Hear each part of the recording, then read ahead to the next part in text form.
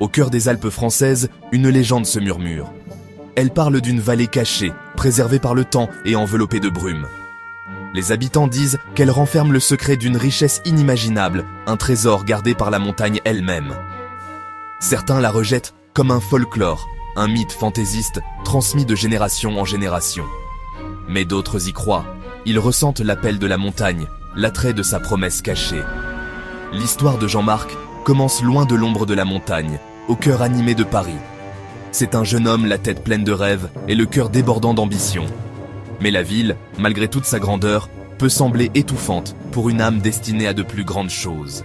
Jean-Marc ne le sait pas encore, mais son chemin est sur le point de croiser les murmures de la légende. Il s'apprête à entreprendre un voyage qui mettra sa détermination à l'épreuve et remettra en question sa propre perception du succès.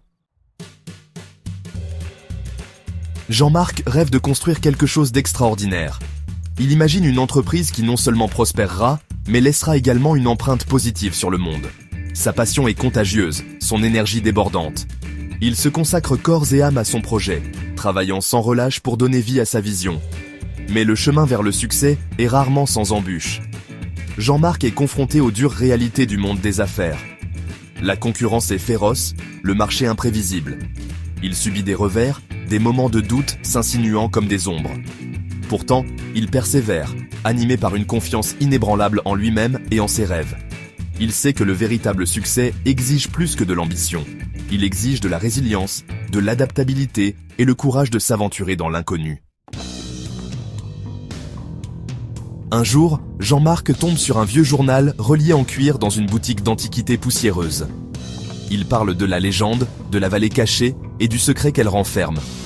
Il est attiré par lui, un sentiment de familiarité inexplicable l'envahit. Intrigué, Jean-Marc se rend dans les Alpes, suivant les cartes délavées et les indices cryptiques du journal.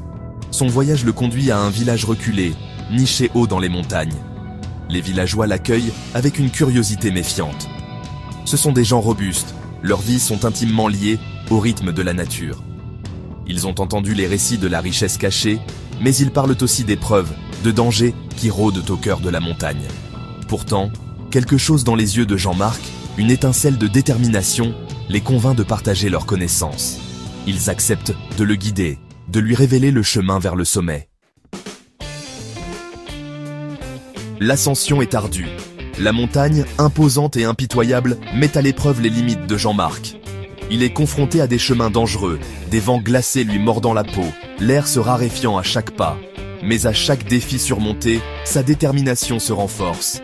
Il puise son inspiration dans la beauté sauvage qui l'entoure, les pics imposants, les cascades cristallines dévalant les flancs de la montagne.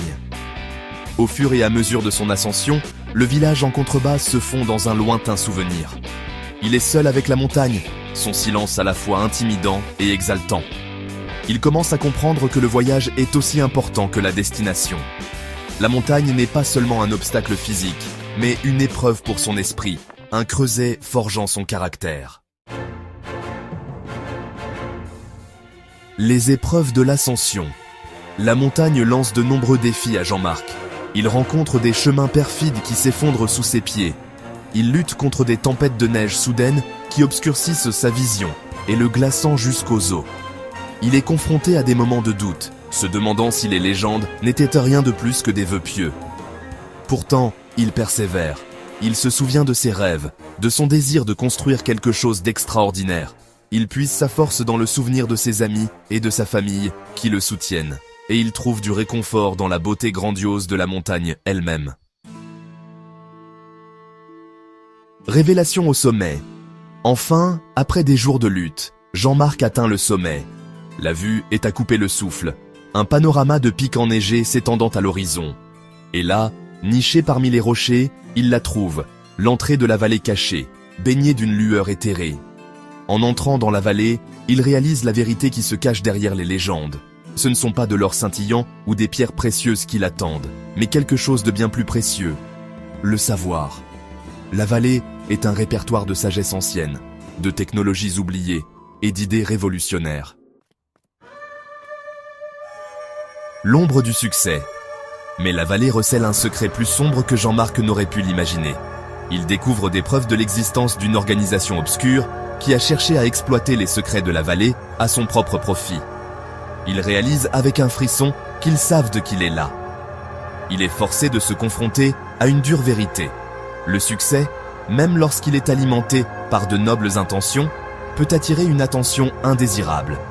Il doit décider s'il utilisera ses nouvelles connaissances pour le bien ou s'il succombera à la même cupidité qui a consumé ceux qui sont venus avant lui. Le choix. Le poids de sa découverte pèse lourdement sur Jean-Marc. Il pourrait garder les secrets de la vallée pour lui, les utiliser pour réaliser ses rêves de richesse et de succès. Mais en regardant le monde du haut de la montagne, il voit au-delà de ses propres ambitions. Il se souvient pourquoi il a commencé son voyage au départ, pour faire la différence. Il choisit d'honorer l'héritage de la vallée, d'utiliser ses connaissances pour le bien de l'humanité. Il décide de protéger la vallée de ceux qui voudraient l'exploiter, même si cela signifie se mettre en danger. Les échos de la montagne. Jean-Marc revient de la montagne transformé. Il emporte avec lui non seulement les connaissances qu'il recherchait, mais aussi une sagesse nouvelle. Il comprend que le véritable succès ne se mesure pas uniquement à la richesse ou au pouvoir, mais à l'impact positif que l'on a sur le monde. Il construit son entreprise, non pas sur la cupidité ou l'exploitation, mais sur l'innovation et la durabilité. Il utilise sa plateforme pour promouvoir des pratiques commerciales responsables et pour inspirer les autres à poursuivre leurs rêves avec intégrité.